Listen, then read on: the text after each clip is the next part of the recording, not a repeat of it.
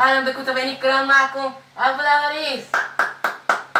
النهارده كنت لابس كده ومتشيك، وقلت هنزل كده على السريع اوسوس وسوستين وارجع. لقيت الواقف في طريق، لقيت ام العريس امي، يعني ام العريس امي، لقيتها جايه عكشاني كده قفشاني قفايا. انت تعالى هنا. انت رايح فين؟ قلت لها رايح اشوف شغلي.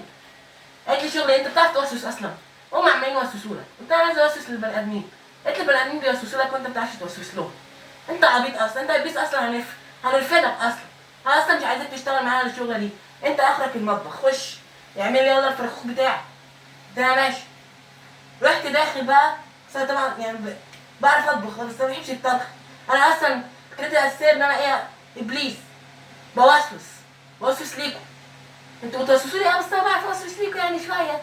يمكن يعني اخليكم تخبط حد كده، هتضربوا على قفاه مثلا. وسوسه، مش وسوسه شرانيه بس وسوسه. هي مش نافعه خالص، هي ما تنفعش معاها الوسوسه دي. ايه بقى؟ هي معاها ام الاباريس دي، معاها اكل، توسوس بالاكل، بتنفع معاكم. انتوا ما بتجوش مع الطيب الاباريس، تيجوا مع ام الاباريس. قالت لي اعمل لي فرخوخ كده على قدي. قلت لها ماشي، اعمل لك وليمه ابو الاباريس. انا اوريكم الفرخوخ اللي على قدها ده. حته فرخوخ اهو، يا دوبك تاكله في ثانيه. بقى الفرخوخ ده يعني صراحه اقول لكم سر، اوعوا تقولوا لها. صراحه هي مش هتديني منه غير الحته دي، الدبوسه دي. هي هتاكل كل الحته دي. فاقول لها يعني انا هطبخ وانت هتاكل كل الحته دي وهتديني فيه؟ قالت لي مالكش دعوه، اقعد ساكت. تطبخ وتطلع المطبخ على طول، ما توسوسش، ترجع تنام زي ما كانت. قلت لها ماشي. فاحنا هنعمل الفرخوخ الصغير ده كده على السريع اهو. هو الفرخوخ ده هنروح جايبين بقى حاجتنا. هنجيب بقى دهن العتاقي، هنعذب الفرخوخ. دهن العتاقي انا ما اعرفش عندكم بيكتبوا لي في التعليقات عندكم وهنقفل بقى دهن العتاقي ونرميه على جنب كده. ده؟ ما قالتليش اسم ده؟ هو ده تقريبا اسمه بهارات تقريبا. فهنعمل نروح واخدين الفرخوخ ده كده اهو، هنعذبه بقى تعذيب كده حلو. هنعذب الفرخوخ بقى. ده؟ هي فين حاجة التعذيب؟ حاجة التعذيب فين؟ وصلت لنا حاجة التعذيب. هنبدأ بقى نعذبه بقى بطريقتنا الخاصة. هنعذب الفرخوخ بتاعنا بطريقتنا الخاصة. هنسيبه يتعذب كده وياخد في التعذيب اهو. اتعذب. هاكل منك دبوسة وما بلاش تاخد كل حاجة. بالهنا والشفا، انا والشفا.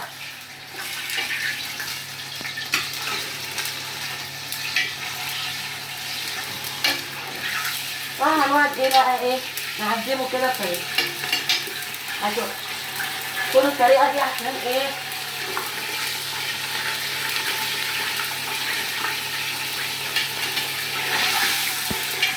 هنعمل بقى؟ هنفضل نعذبه.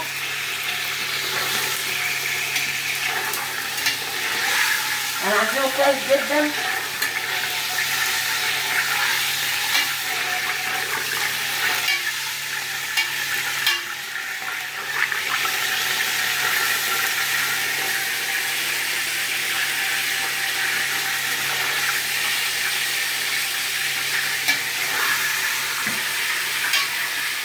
وانا بعذبه ولا هو اللي بيعذبني؟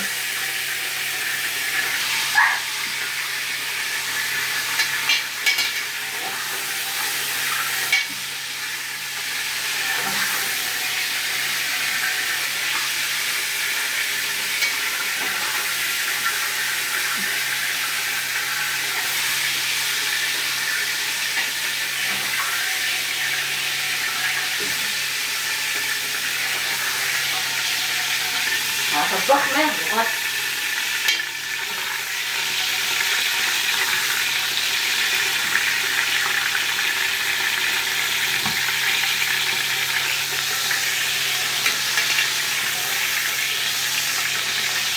نفضل نعذبه كده ونشويه لحد ما يقول لنا ايه كفايه عليا بقى.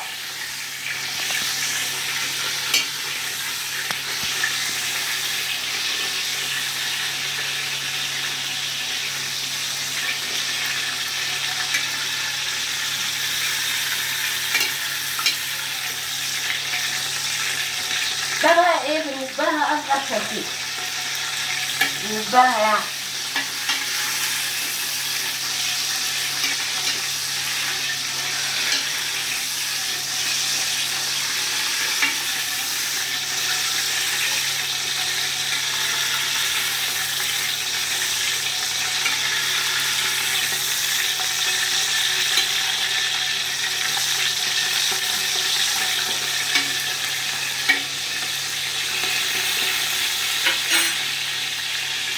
في حاجه كده يا حبايه انا مش عارفه اسمها تقريبا بهارات. ده ايه ده؟ قالت لي اسمه ده اسمه نومي.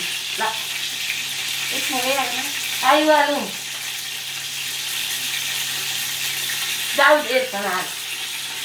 فهناخد ايه بقى شويه ورق كده اللي هو الورق الشجر بقى اللي هي متجوي ده ولا اسمه ايه معرفش. هنروح واخدين كل العجن ده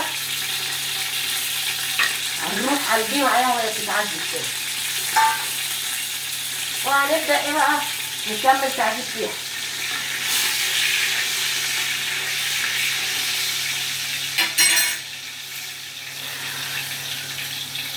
وهناخد بقى بس انا كنت جايله لها ميه انا التعذيب ما اقولكوش بعرف اعذب جدا. هناخد بقى ايه الميه دي كلها كده هنروح قلبينها هنشويها.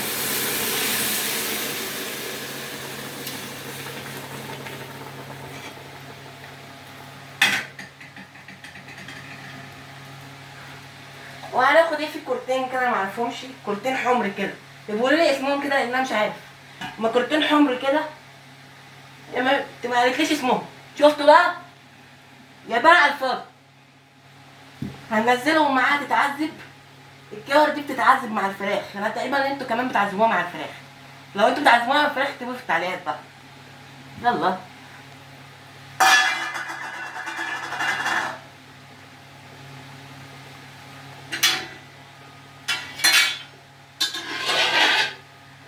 وهناخد بقى الغطا السحري الجحيمي ده هنروح حاطينه. ودي النهايه. انا خلاص عملت الفرفوش بتاعي وحاجتي. اروح بقى وارجع لكم تاني على ما يتعذب. اهلا بكم تابعين الكرام معكم ابو الاباليس. احنا دلوقتي بعد ما ايه يعني خلصت الفرفوش بتاع ام الاباليس فدلوقتي ايه قالت لي لا انا ايه طبعا سر بس اقول لكم سر. انا كنت اخد بعضي واهرب واروح اوسوس لكم تاني. لقيت راحت قفشاني تاني وقالت لي خش. انت رايح فين؟ انت مش رايح في حته. هجيب لك قلم العفاريت واجي. قالت لي خش اعمل قلم العفاريت. جمع قلم العفاريت وتعالى. فايه تورطت بقى قلت ايه هاجي اجمع قلم العفاريت واجي. فكنت مجمع حبه كده على قدي اهو. شويه اقلام كده. قلم عفاريت كده. فقلم العفاريت ده بقى بتجيبوه منين؟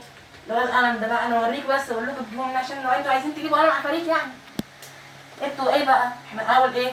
احنا في اول الدراسه. فالعفاريت بقى الصغيره عندنا يروحوا ايه موقعين اقلامهم بقى مجمعين اقلام كتير ووقعوها. فانا بقى والعفاريت بقى اصحابي بقى وكده بنتجمع بقى بالليل ونروح داخلين بقى مجمعين كل الاقلام العفاريت دي. فبقى بحبها فكل واحد بيقسم يعني احنا بنقسم. ممكن يطلع لنا كده يعني قليل يعني ممكن يطلع لنا 5000 قلم مثلا. انا اخد مثلا 1000 قلم واصحابي الباقيين ياخدوا كل واحد 1000 برضه هم بيبقوا 5000. فايه انا اخدت 1000 قلم. وطبعا انا اصلا مش هاخد غير الحبه دول. هي مش هتديني غير الحبه دول لانها بتاكل كتير قوي. انا متابعينكم انها بتاكل كتير. مش هتديني غير الحبه دول هتاكل كل دول. تاكل ال1000 قلم اللي انا مجمعهم تديني منهم 3 اقلام. وايه بقى؟ معانا خالتي التيتا ام الاباليس الكبيره اللي عندها 5000 سنه اهي. هي الخلطه دي عامله بس بتذلنا بيها. بتقول على فكره الخلطه دي انا اللي عاملاها وبتقعد تذلنا بيها. اقول لها انا اللي هسويه، تقول لي لا، يلا يا ابني الكسلان روح سويه. اقول لها ليه كده؟ تقول لي كده اهو، ادي الخلط. فايه احنا هنبدا بقى ايه، ننزل الاقلام بتاعتنا، اقلام العفاريت اللي انا مجمعها.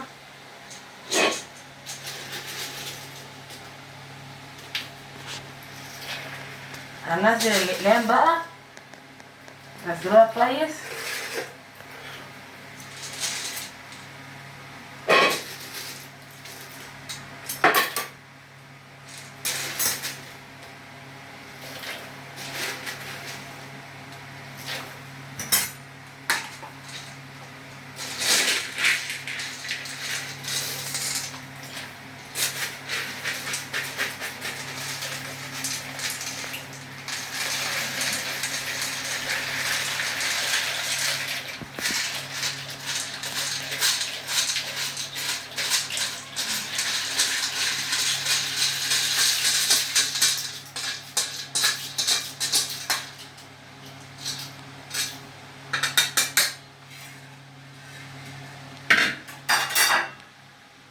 اقلام عفاريت كده هنسيبها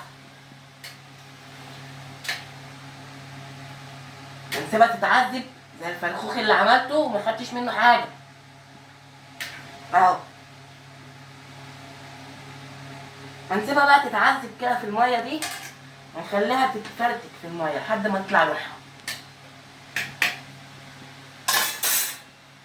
فانا ايه بقى، قلت احط عليهم شويه رمل ابيض كده. الرمل الابيض ده بقى بيجي منين؟ وانا ماشي كده، يعني انا ماشي فبلاقي شويه رمل كده على جنب. هو الرمل الابيض ده احنا بناخده بقى وبنعمله، احنا بنصنعه بطريقتنا. فناخد شويه الرمل الابيض ده،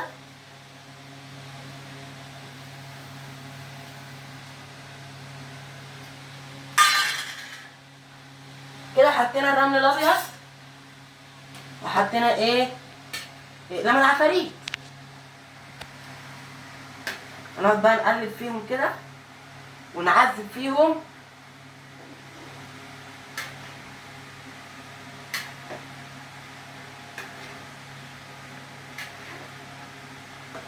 مش مسامح، مش مسامح على تجميعة الألف قلم. هاخد منهم 3 بس، بالهنا والشفا، بالهنا والشفا، بالهنا والشفا. هنتمرمط. هاخد بقى ايه، شوية دهن عتاقي كده، نحطه يتعذب معاهم كده.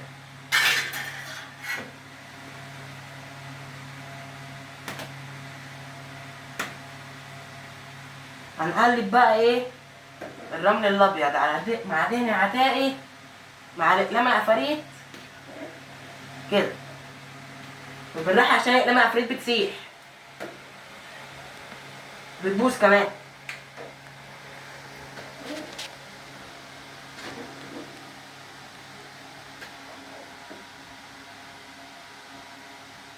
نقعد نقلب بقى كده ايه، نشويهم بقى نطلع روحهم، لان انا مش مسامح.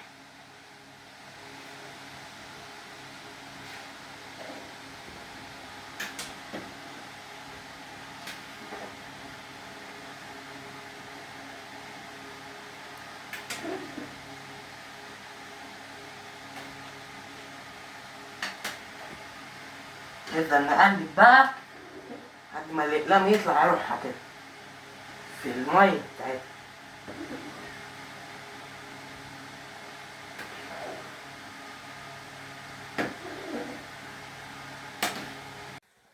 اهلا بيكم متابعين الكرام، رجعت لكم تاني.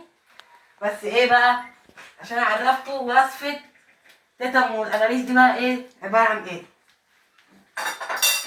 الوصفه دي بقى عباره عن ايه، عباره عن فرخوخ، ومعانا فلفل ملون، ومعانا كاتشب، ومشروم، وصلصه. هو دي بقى ايه المكونات بتاعتها، دي مكونات تيتم والاغاريس. وايه بقى، وانا ايه، انا جبت اقول لكم بقى جبت دي ازاي. انا يعني اكيد يعني مش هسرقها، جبتها. اقول لكم بقى جبتها ازاي.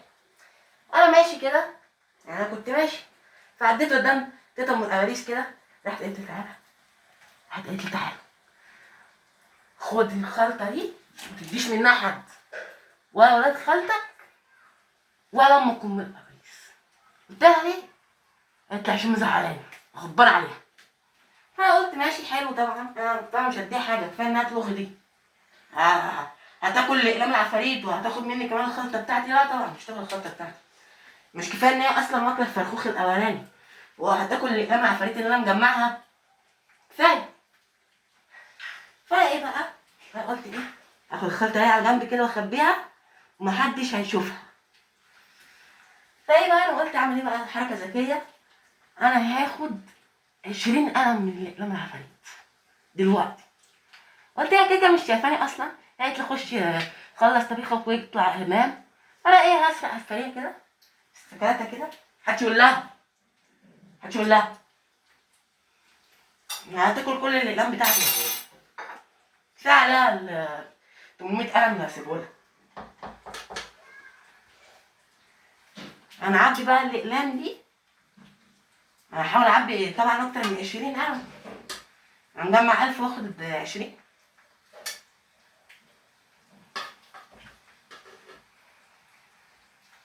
اعبي بقى الاقلام،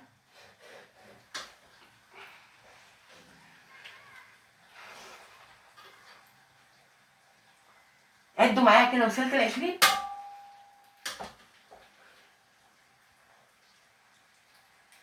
نعبي المال مالنا والتجميع تجميعتنا والاقلام اقلامنا اللي سارقينها.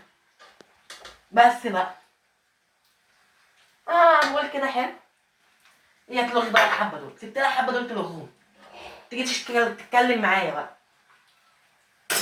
اصل ام الاباريس دي بتاكل كتير قوي، متسيبليش حاجه، سيبني جعان كده على جنب. فبقى ايه، طبعا بسرق في السكرته كده عشان انا بطبخ، انما انا لو مش بطبخ مش هتديني حاجه اصلا، تديني قلم واحد خالص، مش هتديني اي حاجه، دي قلم واحد وتقولي صبر نفسك بيه، مش بتديني حاجه برضه. انا اخد بقى خالتي تيتا ام الابريس بالراحه كده عشان محدش يشوفني، هتقول حد ام الابريس لو جت هتاخدها كلها تشفطها كده، هتشفطها.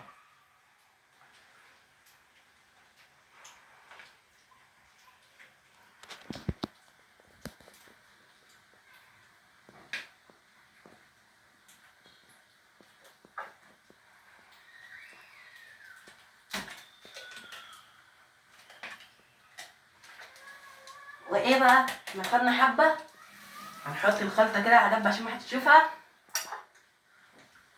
اهو، وتقول حد ده 20 قلم دول تعلقني عليهم، تشويني كده، تلفيني وتشويني، تاكلني كمان، هتغلب يعني، مش كده تاخد كل دول اهو.